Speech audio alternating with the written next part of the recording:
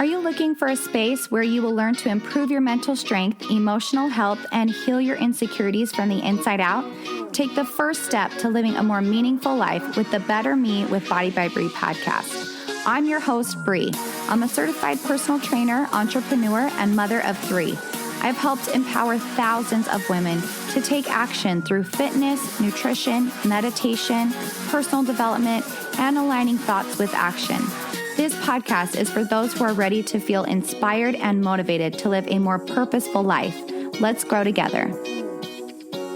In today's episode, my mom and I dive deep into judgment and empathy and how it can change your life. I teach you the most valuable lesson that my mom ever shared with me. It's called the judgment cycle. Once you know about the judgment cycle, you can change the way you see yourself and the world around you to live a more purposeful life. I can't wait for you to listen to this one. Hi, everyone. Welcome to the Better Me podcast. Today, I have my mom on the podcast, and I'm so excited because she has so much wisdom to share with us. If you don't already know or you are new to the podcast, my mom is a cranialsacral therapist and LMT. She's certified in over 25 different modalities. She's a licensed massage therapist. She's been doing energy work for 30 years, and she is a speaker, a public speaker. She has 6 children and 17 grandchildren, and she's been married for 41 years. So welcome to the podcast, Mom. Thank you, Bree. I love doing this. Yeah, she's so wise. And she also, she will not toot her own horn, but she's a very gifted healer.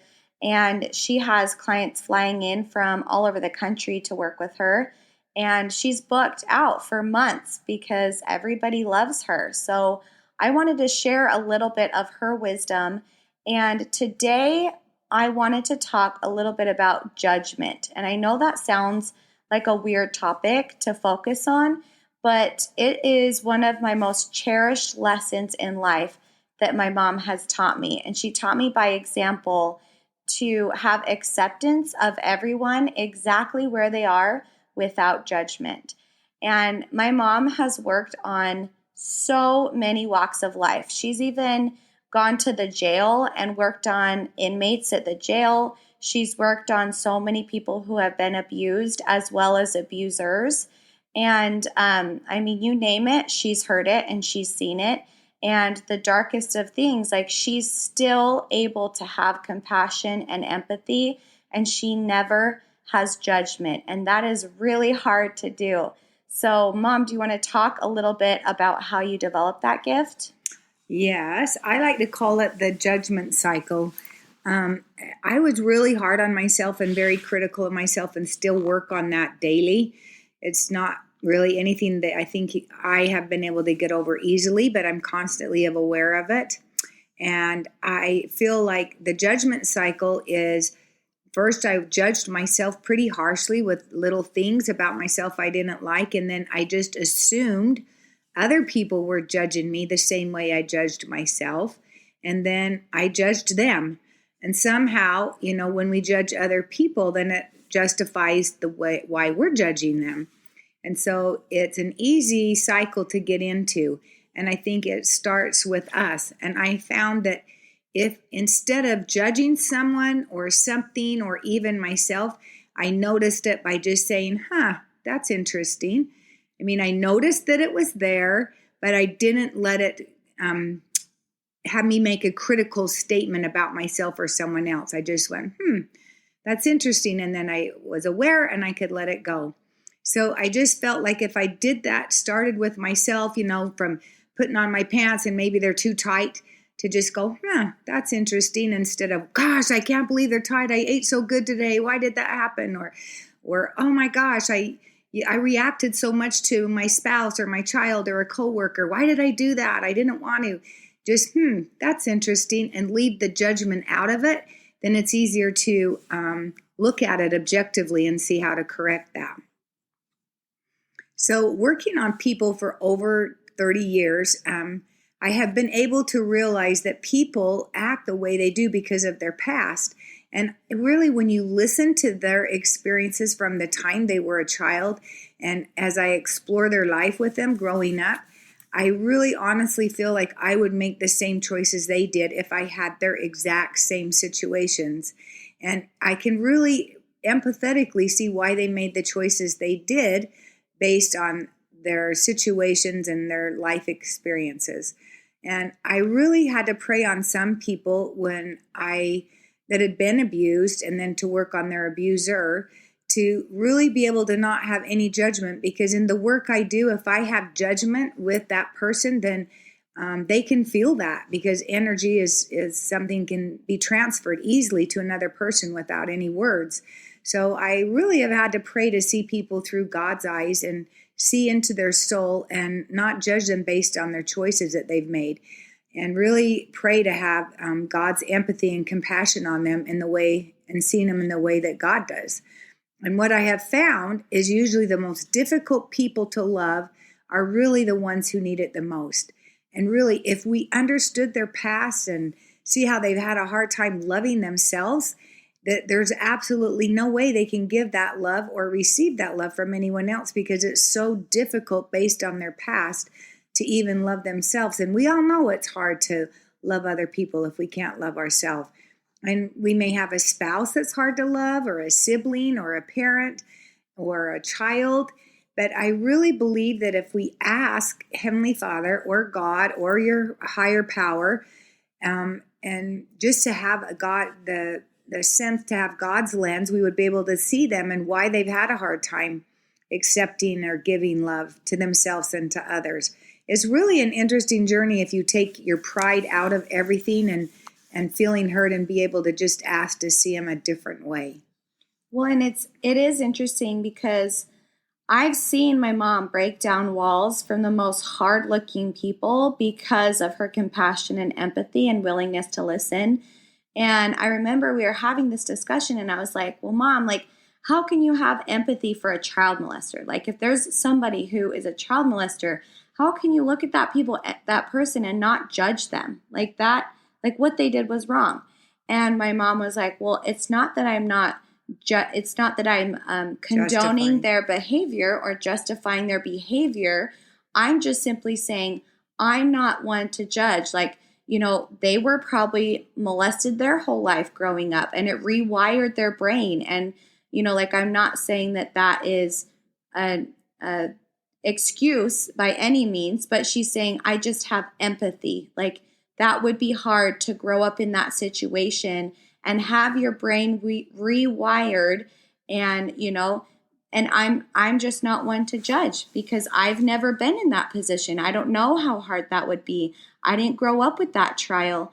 And that's really empathy. That is compassion. And that is where you're freed from having that heavy, low vibrating feeling of judgment. And that's what I really love that you've taught me, Mom. It's like, I think, such a life lesson that we can all learn from. Well, I really honestly feel behind any hard exterior is a hurt little child that was never healed. And I've been able to see it over and over and over again. And really in all of us, it's not saying we have to have something extreme happen to us, but we, as a little child, were hurt, and we just keep getting hurt in those same spots all the time, and which enables us to look at life through that lens as a little child. And so it's just really important to see behind the hard exterior sometimes is a little teddy bear. Well, and I feel like we can kind of it's like applying it to their life. I feel like we can even apply it to, driving down the street and somebody flips us off, and we can be like, you know what, maybe they're having a bad day, or maybe they just got fired. Like, we don't know. And that's always kind of been how I want to live my life, is give everybody the benefit of the doubt. Even if they're kind of being ornery to me, we never know what they're going through. So how can somebody apply this to their life if they're struggling not judging someone? Really work on not judging yourself. I really think that's the biggest tool is if we're hurt, then we'll always be more susceptible to people hurting us. And if we're really sensitive to certain issues within ourselves, then we build up heart walls. And it is really hard for us to not give people the benefit of the doubt because we've been hurt ourselves. So sometimes it's just interesting or may be important for us to ask our higher self or to ask God to see them through his eyes instead of judging them by what they did to hurt you. Because really, honestly, Bree, it's really never about you. Never, ever is it about you. It's almost always the pain inside the individual that leads them to react and make choices that may hurt you. But sometimes if you'll just listen to a child that is yelling at you, or a husband that's yelling at you, or a boss that is yelling at you, you may find out a little bit about them too, that maybe that's the pain or the anger they carry within themselves too. And I'm not saying we're not ever at fault to receiving somebody's anger. I mean, maybe we did something to cause that. But when it goes beyond the situation into way more than you that you anticipated from the situation, you know that it's probably triggering issues from their past as well. So it's just giving people the benefit of the doubt and loving ourselves. Yeah, I definitely noticed that after I've been very open about how hard it was after my third baby, but I remember I was so hard on myself. Every little thing I did, I was so hard on myself, and I was just very critical and judgmental of myself. And I did notice that I started kind of like picking people apart, like, oh, why did she do that? Or what, just in my head. And I'm like, wait a second, that's not who I am. That's not me. And it was because I was insecure with who I was at the time. And once I fixed myself and I was able to, like, maybe we can talk a little bit, just a couple tips on how they can start that journey of not being so judgmental with themselves. Like for me, I meditated a lot, and I would visualize my body and just sending it love, because that's what I was the most insecure about, was my body, and sending it love and visualizing, telling myself that I love myself no matter how I look. And, that really helped me. So do you have any other tips on how they can try to not be as judgmental if they're having a hard time judging themselves? Yeah, I think just taking deep breaths too when you're in that situation and you find yourself going in that judgment cycle. Just take some deep, slow breaths and get yourself back to present time and things that you can control. And we can control our thoughts, and we can change our story, and we can focus on the things that are working in our lives, or the things that we did do right that day, instead of focusing on all the things we didn't do that day. And sometimes maybe it is even just getting out of your pajamas. And sometimes maybe that's all you can do that day. But it's just a daily victory, just reaching one daily victory a day to focus on, I did this, and I'm not going to judge all the other stuff I didn't do, but I'm going to focus on the things I did accomplish. Yeah, I love that. All right. Well, hopefully this was helpful for you guys. Thank you for joining us, Mom. If you want more information, you can head to my mom's website, AndreaWellness.com, and I will also have all of her information in the show notes. So I hope you guys have a great day, and we will see you back here next time. Thanks, Bree. Thank you for joining us in today's episode. If you liked the content and want to hear more, remember to hit that subscribe button and write a review. As a small business owner, I appreciate it more than you know. If you are looking for a program to help with self-confidence, to lose weight, get in shape, and work on your mental, physical, and emotional health, check out my training programs on www.bodybybree.com. My team and I help to hold you accountable through the Body by Bree app, where you log in to see all your workouts, custom meal plan made specifically for you and your needs, and communication through the messenger. You are never alone when you're on the Body by Bree training program. Click the link in the show notes to get more information on how to transform your life from the inside out.